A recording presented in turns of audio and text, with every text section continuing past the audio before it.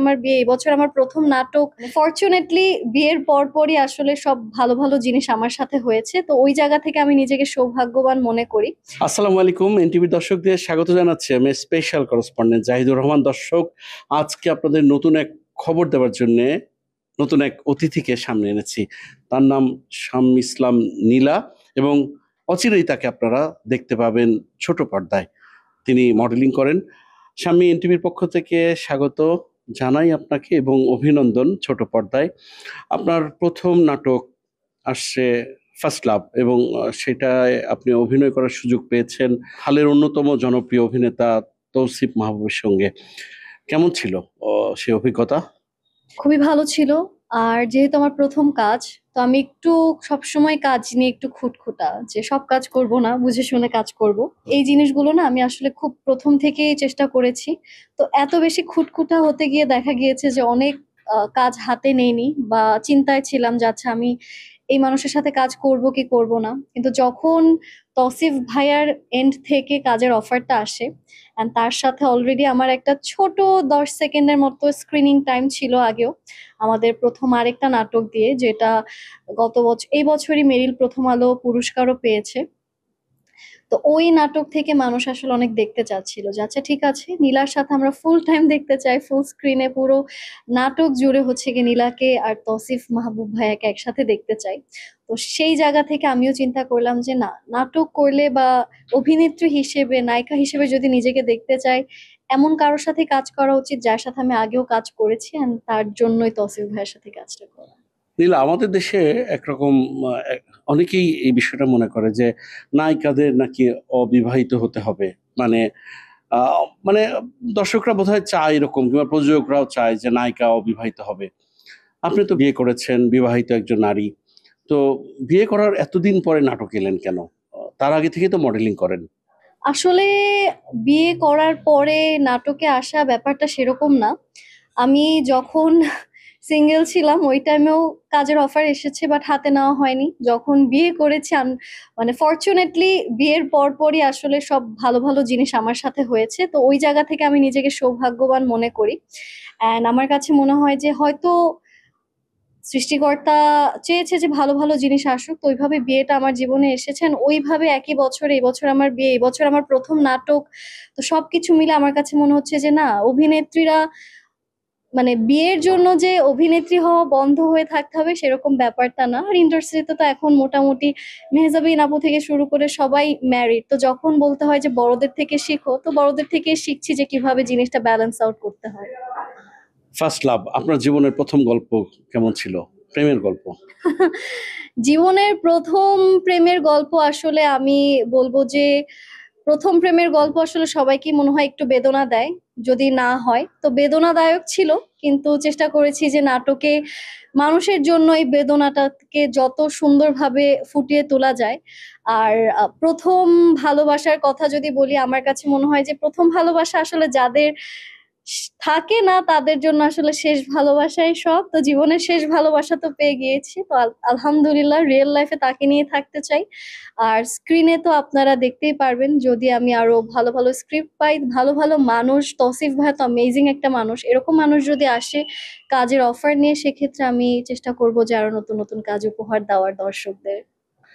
তসবির জীবনে একটা গল্প আছে, একটা প্রেম, একটা অগ্ন হৃদয় আছে। আপনার জীবনের গল্প বোধহয় সেরকম ছিল, আমরা যতটুকু শুনেছি। আপনাকেও নাকি বারবার বলা হচ্ছিল যে আপনি আপনার জীবনে ফিরে যান। কতটা জীবনে ফিরেছেন? কতটা নাটকে ছিলেন? কতটা অভিনয় ছিলেন, আবার বাস্তবে ছিলেন? সেই গল্পগুলো একটু শুনতে চাই। তো নাটকের যে ক্যারেক্টার, তার নামও নীলাই ছিল। তো গল্পের নীলা আর বাস্তবের নীলা অনেক বেশি ডিফারেন্ট। বাস্তবের নীলা অনেক কথা বলতে পছন্দ করে, অনেক কিছু স্মার্টলি হ্যান্ডেল করতে পারে, যেটা গল্পের নীলাটা তার ইনোসেন্সের জন্য কোনো না কোনো জায়গাতে একটু বোকাশোকা রয়ে যায়।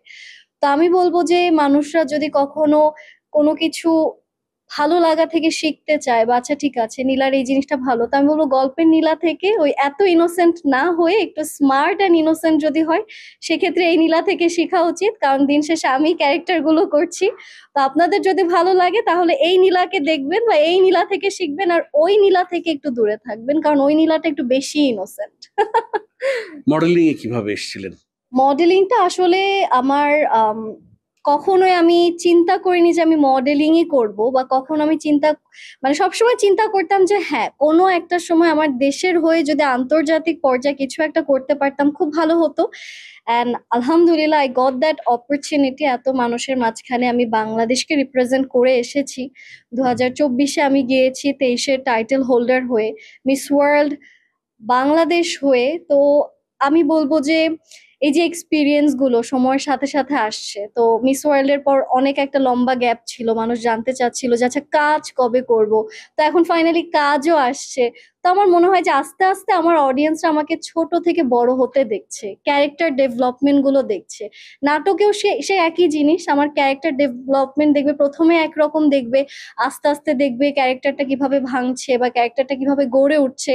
তো সবকিছু মিলে খুব সাসপেন্সই আমি রাখতে চাচ্ছি, বাকিটা অডিয়েন্স বলবে যে কিরকম লাগছে। এই যে অভিষেক ঘটছে সাড়ম্বরে, প্রত্যেকটা প্রতিষ্ঠার পেছনে একটা বেদনার ইতিহাস থাকে, উপেক্ষা, বঞ্চনা থাকে। আপনার জীবনে এরকম বঞ্চনা ছিল? আমার জীবনে আসলে এরকম বঞ্চনা হবার আগে সৃষ্টিকর্তা কিভাবে কিভাবে জানে আমাকে সব বিপদ থেকে আসলে দূরেই রাখতো। তো যদি কখনো এরকম বঞ্চনার আহ সৃষ্টি হয়েও থাকে, দেখা গিয়েছে যে ওইখান থেকে আমাকে অন্য কোনো কিছুতে বিজি করে ফেলেছে। তো ওই কাজের মাধ্যমে নিজেকে এত বিজি করে রেখেছি, তারপর তো আমার নিজেরও বিয়ে শাদী হয়ে গেছে, আমার নিজের এখন ফ্যামিলি আছে। তো সবকিছু মিলে আমি বলবো যে না, আসলে কখনো ওইভাবে আটকাইনি, আর আটকাতে চাইও না। খালি ক্যারেক্টারেই আসলে কাঁদতে চাই, রিয়েল লাইফে কাঁদতে চাই না। ভবিষ্যৎ নিয়ে স্বপ্ন কি? ভবিষ্যৎ নিয়ে স্বপ্ন, আসলে ভবিষ্যৎ নিয়ে চিন্তা করলে চিন্তার শেষ নেই। আর আমি এখন কি করছি না করছি কালকে চেঞ্জ হয়ে যেতে পারে, প্রত্যেকটা মুহূর্ত চেঞ্জ হয়ে যাচ্ছে, সময় চেঞ্জ হয়ে যাচ্ছে, পরিস্থিতি চেঞ্জ হয়ে যাচ্ছে। তো এতটুকুই চাই যে মানুষের মনে যাতে একটা লক্ষ্মী মেয়ের মতো থাকতে পারি, বা ইন্ডাস্ট্রিতে কাজ করলে যে লক্ষ্মীর মতো কাজ করা যায় ওই জিনিসটা আমরা মনে হয় অনেকেই মিস আউট করি। যে আচ্ছা না, এখন নায়িকাদেরকে দেখলে একটা ডিফারেন্ট পার্সপেক্টিভ, বা মডেলিং দেখলে একটা ডিফারেন্ট পার্সপেক্টিভ, ওই জায়গাটা থেকে আমি চাই যে না, আসলে কাজের জায়গাটা এটাও একটা কাজ, এটাও একটা প্রফেশন, এটা যে সুন্দরভাবে পরিপাটিভাবে মাধুর্যতা রেখে করা যায়, আমি সেই এক্সাম্পলটা হয়ে দাঁড়াতে চাই সবার জন্য। এনটিভি দর্শকদের জন্য কি বলবেন? এনটিভি তো ছোটবেলার সাথে অনেক স্মৃতি, অনেক নাটক এনটিভিতে দেখেছি। আমার বাবা বেঁচে থাকতে নিউজ খুললে এনটিভি, তো আজকে এনটিভির সাথে হয়ে নিজের নাটকের প্রথম বক্তব্য দেওয়া হচ্ছে। I feel super happy, super blessed. And আপনার সাথেও একটা one one and one interview session হয়ে গেল, খুব ভালো লাগছে। And আপনি আমার ফেভারিট কালার পরে আছেন, নীলা। দর্শক, এতক্ষণ আমাদের সঙ্গে ছিলেন নবাগত অভিনেত্রী, মানে ছোট পর্দায় যার অভিষেক হলো, সেই শাম্মী ইসলাম নীলা। নিশ্চয়ই আগামীতে নতুন কোনো অতিথি নিয়ে আবারও চেষ্টা করব আপনাদের সামনে হাজির হতে। ততক্ষণ পর্যন্ত সবাই ভালো থাকবেন, সুস্থ থাকবেন, এনটিভির সঙ্গে থাকবেন। আল্লাহ হাফেজ।